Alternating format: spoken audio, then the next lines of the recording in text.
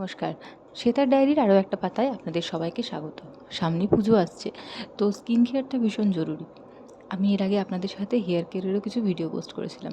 তো আপনারা দেখতেই পাচ্ছেন একটা টমেটোর মধ্যে একটু চিনি দিয়ে আমি রেখে দিয়েছি, আর একটা জায়গায় একটু বেসন নিয়ে নিয়েছি। মা যখন আলু কাটছিল তখন আলুর কতগুলো খোসা নিয়ে জলে একটু ভিজিয়ে রেখেছিলাম। এরপরে আলুর খোসাগুলো ভালো মতন জল থেকে ধুয়ে তুলে নিয়ে একটা হামানদিস্তার মধ্যে রাখলাম। এই হামানদিস্তার মধ্যে আলুর খোসাগুলোকে ভালো মতন পেস্ট করে নিতে হবে, যতক্ষণ না এখান থেকে বেশ এক এক 1 টেবিল স্পুন মতো অন্তত একটু রসটা বেরিয়ে আসে আলুর। তো সেটা বেরিয়ে এসছে। এবার সেই থেতো করা হয়ে গেছে যখন আমার এই খোসাগুলোকে, তখন সেটাকে নিয়ে যেখানে আমি বেসনটা রেখেছিলাম তার উপরে আস্তে আস্তে করে দিতে থাকলাম।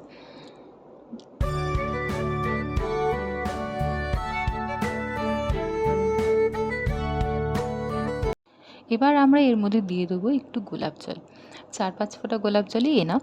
তবে যদি আপনার এই জিনিসটা অনেকটা হার্ড থাকে, তাহলে আপনি যতক্ষণ না সেটা একটা মোটামুটি স্মুথ পেস্ট হয়ে যাচ্ছে ততক্ষণ অবধি গোলাপ জলটা দিতে থাকবেন। এক্ষেত্রে আমি ডাবর গোলাবরীর গোলাপ জল ইউজ করেছি। আপনারা চাইলে যে কোনো কোম্পানির আপনাদের যেরকম অ্যাভেলেবেল হচ্ছে সেরকম গোলাপ জল নিয়ে নেবেন। গোলাপ জলটা দেওয়ার পর এটা ভালো মতন করে আমি এবার মিক্স করে নেবো। মিক্স করে সেটা একটা এরকম স্মুথ পেস্টে পরিণত হবে। এই পেস্টটা বানানোর সঙ্গে সঙ্গে মুখে লাগাবেন না, খানিকক্ষণ রেখে দেবেন। যদি আপনারা চান এর মধ্যে 1-2 ফোঁটা মধুও অ্যাড করতে পারেন। মধু কিন্তু স্কিনের জন্য খুবই ভালো। আমার কাছে কালকে অ্যাভেলেবেল ছিল না, তাই এর জন্য আমি এটা বানাইনি। কালকে বললাম এই কারণে আমি এটা কালকে করেছি এবং ভিডিওটা আজকে পোস্ট করছি। তো এটা বানানোর পরে এরকমভাবে ঢেকে রেখে দেবো যাতে বাইরে থেকে কিছু না পড়ে। শুধু না পড়ার জন্য নয়, তার সঙ্গে হচ্ছে যদি বেসন তো খুব তাড়াতাড়ি টেনে যাবে এবং তার সঙ্গে অনেকটা হার্ড হয়ে যাবে। যাই হোক, এবারে মুখটা ভালো করে ফেস ওয়াশ দিয়ে ধুয়ে নিয়ে এসে আমি যে টমেটোর মধ্যে চিনি দিয়ে রেখেছিলাম সেটা এবার মুখের মধ্যে লাগিয়ে নেব। খুব আস্তে আস্তে জেন্টলি এটাকে স্ক্রাব করতে হবে, নইলে কিন্তু স্কিনের উপরের লেয়ারে কেটে যেতে পারে। এই কাটাটাকে অ্যাভয়েড করার জন্যই কিন্তু আমরা খুব আস্তে আস্তে স্মুথলি পেস্ট এটাকে লাগাতে থাকবো। আর একটা জিনিস, যেহেতু আমি অনেকক্ষণ ধরে রেখে দিয়েছি তাই জন্য চিনির দানাটা অনেকটা গলে এসেছে। সঙ্গে সঙ্গে নিয়ে যারা করবেন তারা একটু ধীরে ধীরে করবেন, আর পারলে টমেটোর উপরে হালকা হালকা করে চিড়ে নেবেন, তাতে লাগাতে সুবিধা হবে।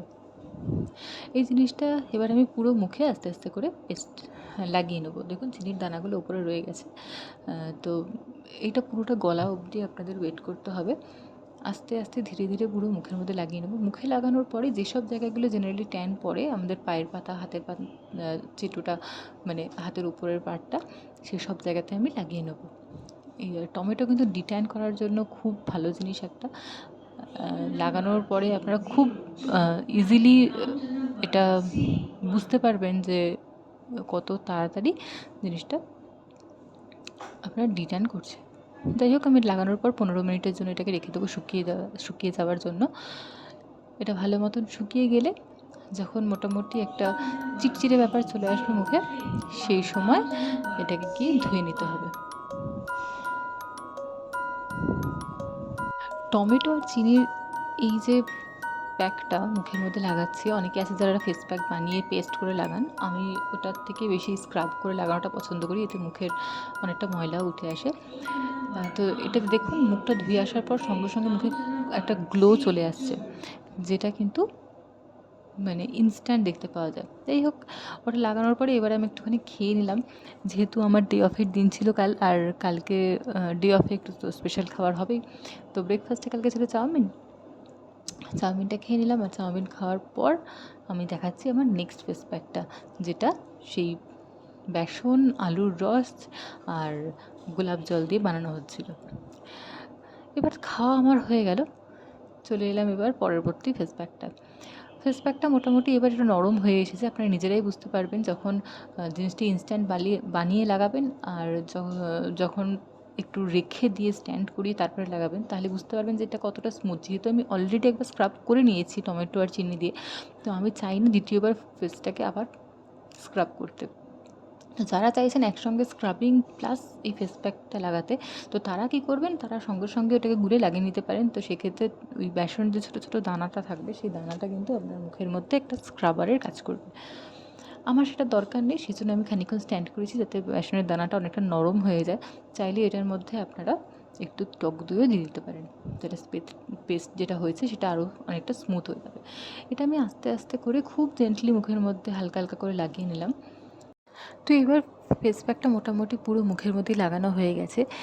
এবার যেসব জায়গাগুলোতে আমরা জেনারেলি ক্রিম অ্যাপ্লাই করি বা যেসব জায়গাগুলো আমাদের সান এক্সপোজ হয় সেখানেও আপনারা লাগিয়ে দিতে পারেন।